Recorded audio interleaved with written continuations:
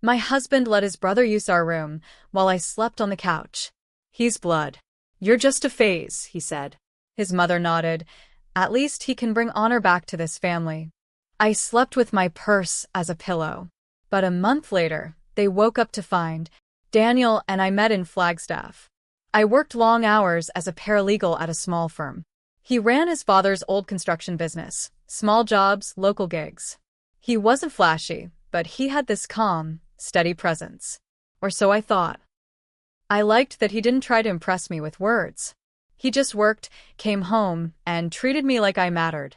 That's what I believed. When we got married, I used my savings to help catch up on his business taxes. I cleaned up the books, helped him apply for a few grants. We weren't rich, but we weren't drowning anymore. I thought we were partners. Then Marcus got out of prison. Daniel told me over dinner one night, he just needs a place for a few weeks. He's got nowhere else to go. I said okay. I don't come from a perfect family either. I believed in second chances. Marcus showed up the next day with a trash bag of clothes, a box of protein powder, and no apology for anything. He called me the lady of the house, with this smirk that made my skin crawl. From the beginning, he acted like the place was his. He'd leave dishes in the sink, use my face towels, sleep till noon. I found out he was vaping in our bathroom with the window shut. Daniel brushed everything off. He's just adjusting, he said. 2 weeks passed. I asked Daniel when Marcus was leaving. He said, let's not pressure him. He's had it rough. Then one night, I came home from work to find the bed made up differently. My throw pillows were gone. Marcus was sitting on the edge of the mattress, playing some game on his phone like he owned it. I asked Daniel what was going on. He didn't even blink. Marcus needs the bed, he said. His back can't handle the floor or couch. I waited for the rest of the sentence. The part where he tells me he found Marcus a hotel, or got him a futon. But no. He looked at me and added, you can sleep out there. Just for a bit. I said, you want me to give up our bed for him? Daniel just shrugged. He's my brother. He's blood. You're just a phase. It was like the air got sucked out of my lungs. I slept on the couch that night with my purse under my head because something in me said, this isn't just disrespect, it's danger. The next morning, I woke up to his mother in our kitchen. She didn't say hello. She just sat at the table, stirred her coffee, and said, at least Marcus is trying to bring honor back to this family. I asked her what that meant. She said, you don't understand our ways. You're not one of us. They decided I was expendable. They locked the thermostat, changed the Wi-Fi password, labeled food in the fridge with Marcus's name, and threw out what I bought. Daniel told me to start using the guest bathroom so Marcus could have some space. It was my house. I helped pay for the damn roof. But I wasn't even a guest anymore. I was a squatter in my own life. I didn't cry. I didn't scream. I started documenting. Bank transfers. Password changes. Conversations I recorded when no one was looking. Every time Daniel paid Marcus in cash from the business account, I logged it. I checked the property deed. It was still in Daniel's name, but I found something interesting. When we got married, I was added as a joint account holder on all utilities and the business accounts. That mattered. They thought I was silent because I was weak, but I was studying them. And a month later, on a warm Tuesday morning, they both woke up to find something had changed. Something they couldn't undo. I had finally moved the first piece. After a month of silence, I had gathered enough. I knew their patterns. I knew when Daniel went to the bank, how Marcus snuck out at night, and when the house was empty. I wasn't just surviving anymore, I was planning. The first thing I did was open my own bank account under my maiden name. I moved my direct deposit there, and canceled the joint credit card they barely let me use anyway. No one noticed at first. Marcus was still blasting music and draining beer cans every night. Daniel was still lying about how the business was struggling. I was invisible. They liked it that way. Then came the mail. I had signed up for mail notifications through USPS. Every piece scanned before delivery. That's how I found out Marcus was getting credit card offers at our address. In Daniel's name. One even showed Daniel as an authorized user. That's when I realized Marcus was using Daniel's identity to open lines of credit.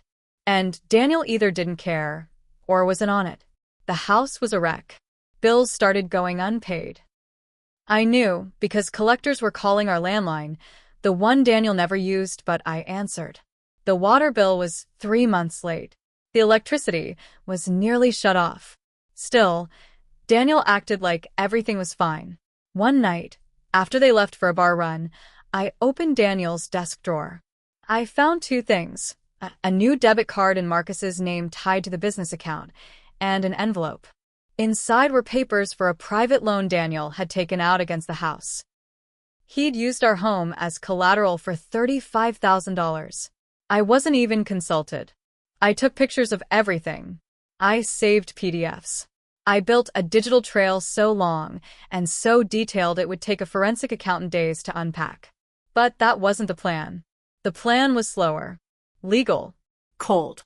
I contacted an attorney who specialized in small business fraud and spousal financial abuse. He said I had enough documentation to make a case, but warned me it wouldn't be fast. So I started planting seeds. First, I called the utility companies and removed my name from all accounts. I let them fall behind. Then I reported Daniel's business to the IRS for suspicious payroll withdrawals and unreported income.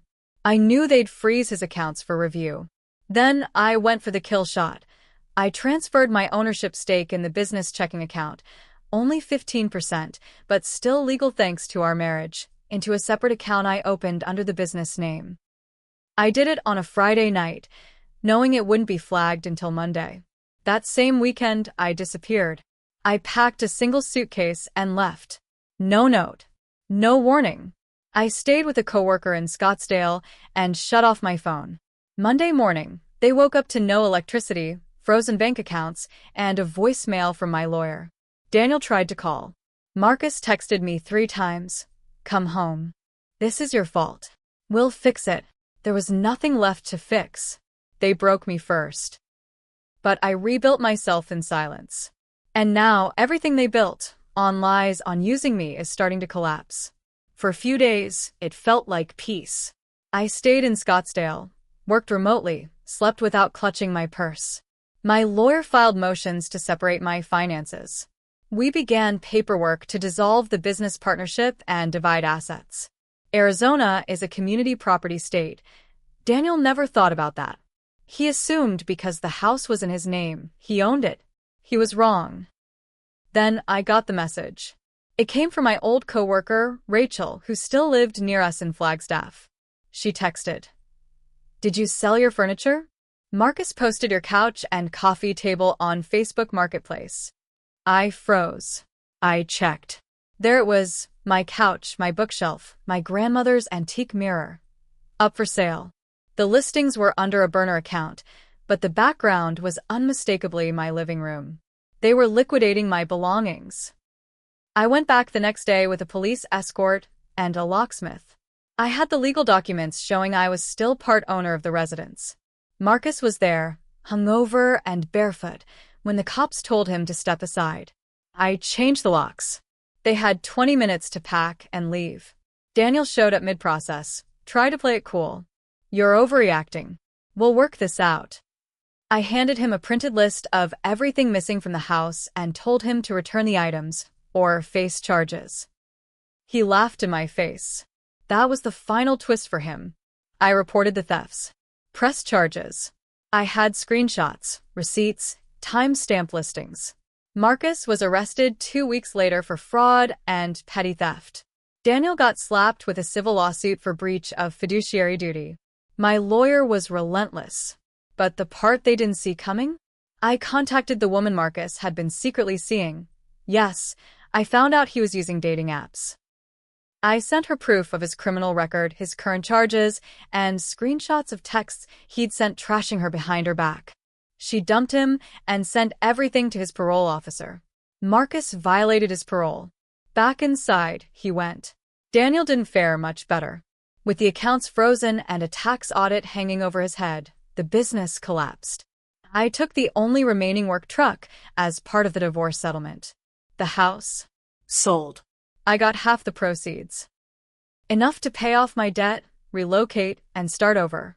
Daniel moved back in with his mother, and I made sure she knew exactly how much honor her sons had brought back to the family. The last time I saw Daniel was in court. He wore the same suit he'd worn to our wedding, ill-fitting now like it didn't belong to him anymore. He wouldn't look at me when the judge read the ruling. I was awarded 50% of the house proceeds, 25% of the remaining business assets, and full legal protection from any debt incurred under his name while we were married. The judge also granted a permanent protective order against Marcus, based on theft, intimidation, and parole violation. Daniel didn't say a word. His mother, sitting in the back row in a too-bright dress, shook her head like the victim was her son. Let me be clear, I didn't do this to ruin him. I did it to survive. But when the storm passed and I looked at the wreckage they made of my life, I realized something. They thought I was temporary, replaceable, disposable. So I became permanent. In their records, in their debt, in their history. They'll never be able to talk about what happened without my name coming up. Marcus was sent back to prison to serve 18 more months. He cried in court when the judge read his violation. I watched without blinking. No emotion left. Daniel tried to start a new business under a different name 6 months later, but the IRS flagged it. His credit was shot, he had liens on his accounts, and his business license was suspended after an anonymous tip pointed out his consultant was an unlicensed felon. Marcus, again. And me? I moved to Tucson, started over. Got a job at a better law firm. Quiet apartment. Peaceful mornings.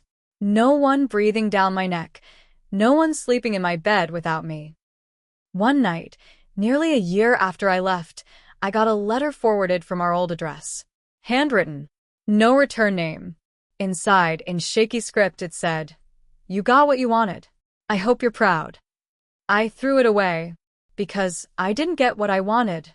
I got what I deserved. And I earned every bit of it.